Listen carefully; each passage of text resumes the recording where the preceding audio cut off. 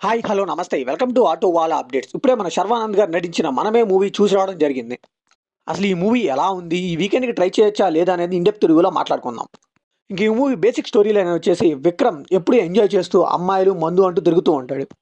So, ఇలా enjoy చేస్తూ హ్యాపీగా గడుపుతూ ఉంటాడు. తనను తానే సరిగ్గా చూసుకోలేడు. తన లైఫ్‌లోకి ఖుషి అనే బాబొస్తాడు.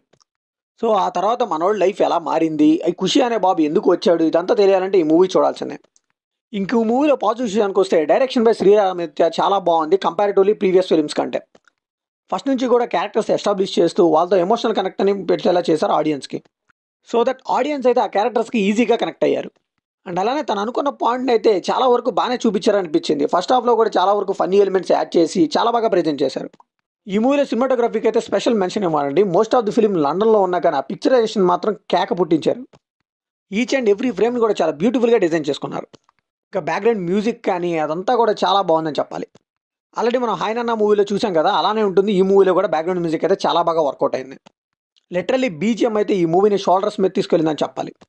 బీజీఎం ఒకటే కాదండి. ఈ మూవీలో 16 సాంగ్స్ ఉన్నాయి టోటల్‌గా. నేను కూడా ఆశ్చర్యపోయాను ఇన్ని సాంగ్స్ ఏంట్రా బాబు అని.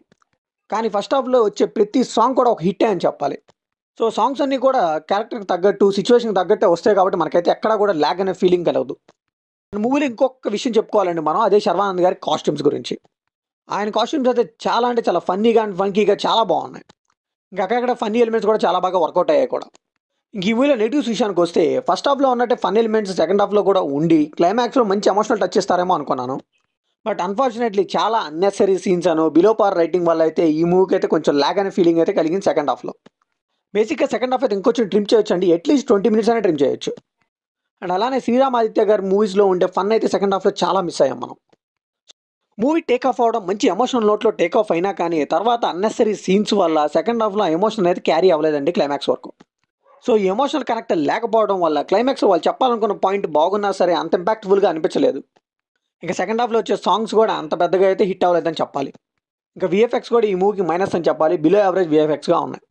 ఇక పెర్ఫార్మెన్సెస్ విషయానికొస్తే 'శర్వానంద్' అయితే టూ గుడ్ అని చెప్పాలి. చాలా ఫన్ అయితే జనరేట్ చేశారు ఆయన. అండ్ 'కృతి శెట్టి' గారు కూడా ఆవిడ రోల్‌కి అయితే ఆవిడ 100% న్యాయం చేశారు. ఎస్పెషల్లీ 'కృతి శెట్టి' గారికి అయితే చాలా రోజుల తర్వాత ఒక మంచి స్క్రీన్ ప్రెజెన్స్ అలాగే ఒక ఇంపాక్ట్ ఉన్న రోల్ అయితే పడిందని నాకు అనిపించింది. సో, ఫైనల్‌గా ఈ మూవీకి మనం ఇచ్చే వర్డిక్ట్ ఏంటంటే ఓవరాల్‌గా it's one time watchable movie అని చెప్పాలి. కొన్ని ఫన్ మూమెంట్స్ అండ్ కొన్ని ఎమోషన్స్ కోసం ఒక్కసారి అయితే ఈ మూవీని పక్కా ట్రై చేయొచ్చు. మరి ఈ మూవీ మీకు ఎలా అనిపించిందో కామెంట్‌లో షేర్ చేసుకోండి. వీడియోని లైక్ చేయండి, షేర్ చేయండి. వెళ్ళే ముందు సబ్స్క్రైబ్ చేసుకోండి.